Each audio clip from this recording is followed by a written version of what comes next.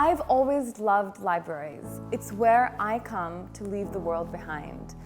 Nikhil too loved libraries. It's where he came when he felt lost, when he felt alone.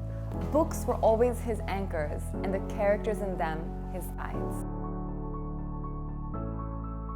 At night, the library was more monstrous and gloomy than in the day, and now the smell of damp things filled the air. "Why are we here?" I said in a whisper, out of habit, though there was clearly no one here. "I guess because it's the library and you love books." She produced a small torch, took my hand, and led me to a corner. I followed her, our footsteps echoing in the dark. Then I saw on the table a small black forest cake and 2 spoons. I didn't know how to react. I wasn't used to gestures of this sort from anyone, let alone her. I turned to her. "Do you like it?" she asked, looking at me intently in the torchlight. I tried to speak, but I felt choked. Yes, I do," I croaked. "That cake, it looks really good." "Let's try?" she asked and lit the candle on top of the cake. "Make us wish, Specs." I closed my eyes and without thinking even for a second, I blew out the candle.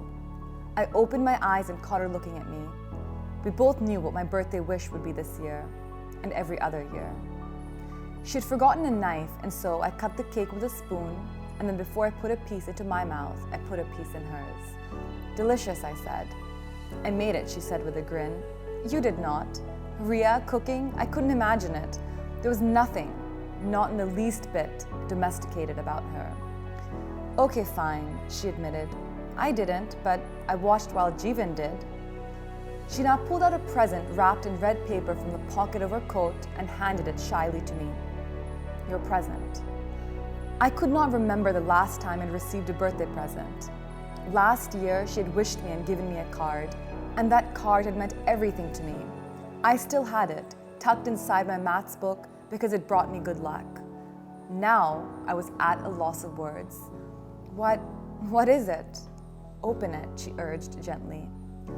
I tried to spread the paper neatly so I could preserve it like I tried to preserve everything at that time, every image, every memory, every keepsake, like the specimens in our biology lab, suspended in formaldehyde.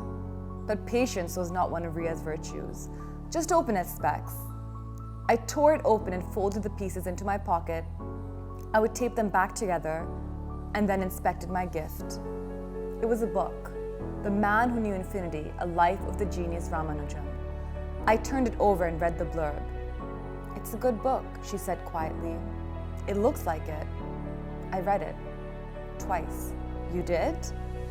Riya had never been one for reading. She'd often asked me why I read so much and what I got out of it. I'd never properly answered that question until finally one day when we were on the track, she running, me reading, and I'd forgotten to time her because I was so absorbed in the book. "What's in that book that you can't put it down?" she had said, kicking sand all around. I thought about it for a second and then told her, "It takes me to the same place that you go when you run." She'd never asked me that question again.